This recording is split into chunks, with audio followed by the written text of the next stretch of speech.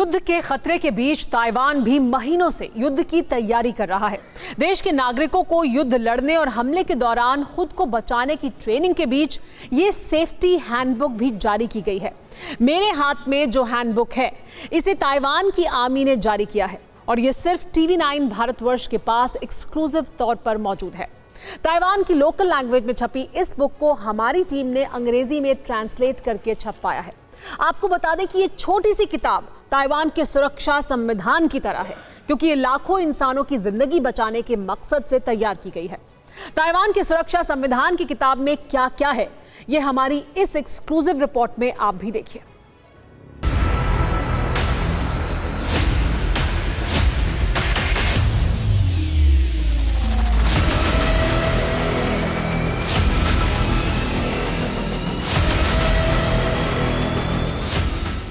Siren बजेगा, सड़कों पर सन्नाटा छा जाएगा।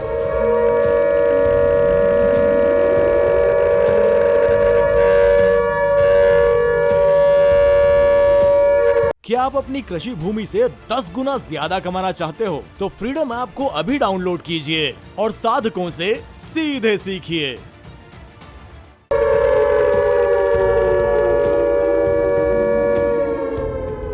लोग दौड़कर नजदीकी बेसमेंट की ओर भागेंगे।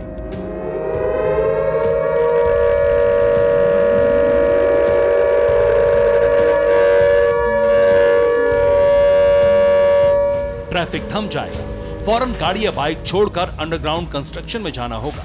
पैदल चलने वाले भी सड़कों से गायब हो जाएंगे।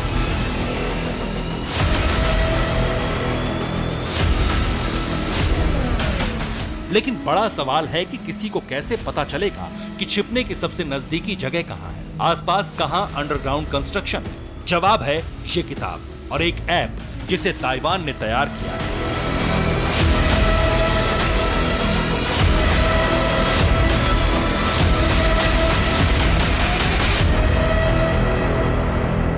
ताइवान का सुरक्षा संविधान, पेज नंबर 1।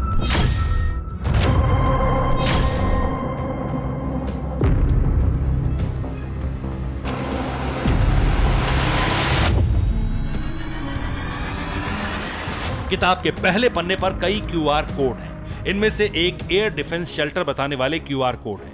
इसे स्कैन करते ही ताइवान के नागरिकों को उनका नजदीकी शेल्टर दिखेगा और वहां तक पहुंचने के लिए रूट भी नजर आएगा। TV9 भारतवर्ष के पास ताइवान मिलिट्री की ये हैंडबुक है और इसे ज्यादा बेहतर तरीके से समझने के लिए हमने इसका अनुवाद अंग्रेजी में करवाया है। और जब आप इस हैंडबुक के पहले पन्ने पर जाते हैं तो आप गौर से अगर देखेंगे तो इसमें कुल मिलाकर 7 QR कोड्स दिए गए हैं। यानी इमरजेंसी हालात में जरूरत पड़ने पर आप इन्हें स्कैन करके अपने जरूरत के हिसाब से इसका इस्तेमाल कर सकते हैं। मसलन अगर आप इसमें देखेंगे तो एयर सायरन की जो आवाज है उसे किस तरह से समझना है, वो सायरन किस बात को लेकर है, कहां पर शेल्टर्स हैं, कहां पर अस्पताल है, कहां पर पानी बिजली का इंतजाम किया गया है, वो सारी जानकारी यहां पर दी गई है। ताइवान के तमाम अंडरग्राउंड पार्किंग एरिया को शेल्टर के तौर पर तैयार किया गया है। धमाकों से बचने के लिए किस पोजीशन में रहना है, इसकी भी ट्रेनिंग दी जा रही है।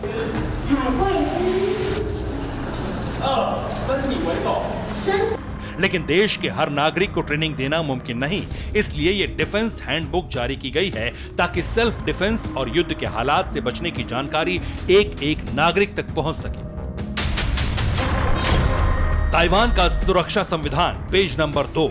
एयर स्ट्राइक से कैसे बचें। और वहीं ताइवान मिलिट्री की इस हैंडबुक के अगर अगले पन्ने पर आप जाते हैं तो इसमें यह बताया गया है कि जब सायरन बजेगा वैसे हालात में आपको करना क्या है। मसलन अगर आप देखेंगे, अगर आप घर के अंदर हैं तो कैसे आपको सायरन बजते ही सबसे पहले आपको सभी खिड़की दरवाजे बंद कर देने हैं, आपको लाइट स्विच ऑफ कर देनी है, आपको गैस की सप्लाई बंद करनी है, आपको पानी की जो सप्लाई है, जो टैप्स हैं, उन्हें आपको बंद करना है और फिर सेफ शेल्टर की तरफ आपको भागना है। अगर आप ड्राइव कर रहे हैं, अगर आप गाड़ी के अंदर हैं, तो उसके बाद आपको किसी सुरक्षित जगह पर ले जाकर अपनी गाड़ी को पार्क करना है और शेल्टर की तरफ आपको भागना है। और इसी तरह से अगर आप पैदल चल रहे हैं तो इसके लिए भी इस हैंडबुक में गाइडलाइंस दी है।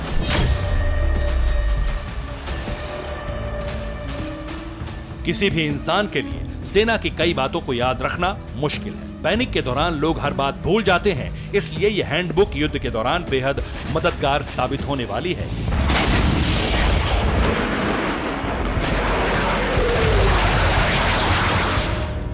ताइवान का सुरक्षा संविधान, पेज नंबर 3, धमाकों में कैसे बचे।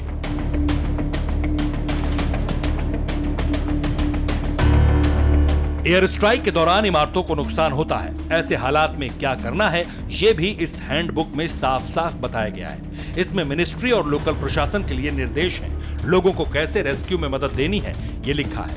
एयर स्ट्राइक के दौरान कैसे टेबल या कठोर चीजों के नीचे छिपना है, ये भी बताया गया है। अगर बॉडी में आग लग गई तो उसे कैसे बुझाना है, इसका भी जिक्र है।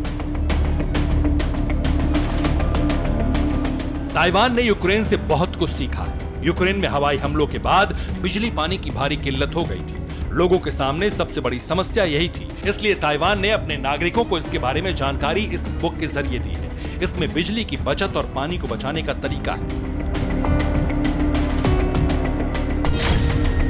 ताइवान का सुरक्षा संविधान, पेज नंबर 6, इलाज करने का तरीका।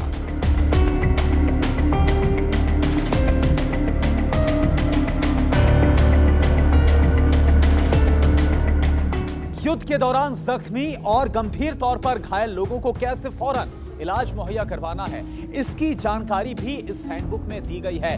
मसलन युद्ध के दौरान अस्पतालों में जगह नहीं बचती है, डॉक्टरों की भारी कमी हो जाती है। ऐसे में अगर खून बह रहा है तो कैसे से बैंडेज, किसी कपड़े की मदद से फौरन रोका जाए, इसकी जानकारी यहां पर दी गई। और साथ ही साथ इस हैंडबुक में बताया गया है अस्पताल कहां पर है, कौन सी जगह पर है, एड्रेस क्या है उसका, उसके फोन नंबर्स क्या, सारी जानकारी इस हैंडबुक में मुहैया करवाई।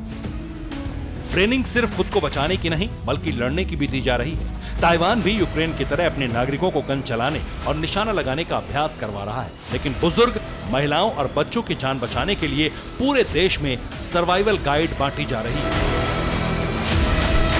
ताइवान का सुरक्षा संविधान, पेज नंबर 8, आपातकालीन किट।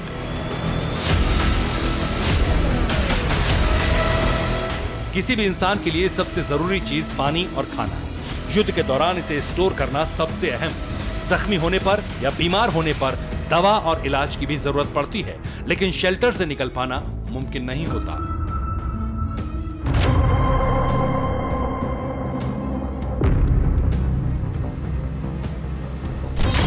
ताइवान का सुरक्षा संविधान, पेज नंबर 9, घर में क्या स्टोर करें।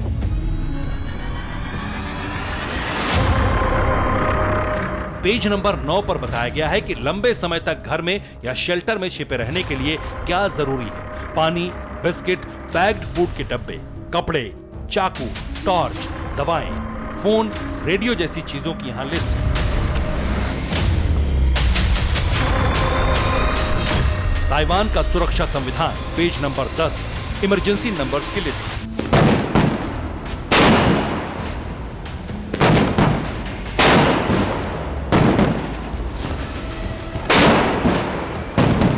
ताइवान की तीनों सेनाएं युद्ध के लिए तैयार हैं। कई बार वॉर एक्सरसाइज की जा चुकी है, लेकिन पुलिस और दूसरी एजेंसियों की भी तैयारियां जबरदस्त हैं। जरूरी सेवाओं के हॉटलाइन नंबर्स की लिस्ट भी इस हैंडबुक में है। कोशिश यही है कि ये बुक हर घर, हर नागरिक तक पहुंचे, लोग इसे गाड़ी और बैग में भी रख सकें। इसलिए इसे हैंडी बनाया गया है और कम पेज में ही ज्यादा जानकारी दी गई। Bureau report, TV9 Bharatvarsh.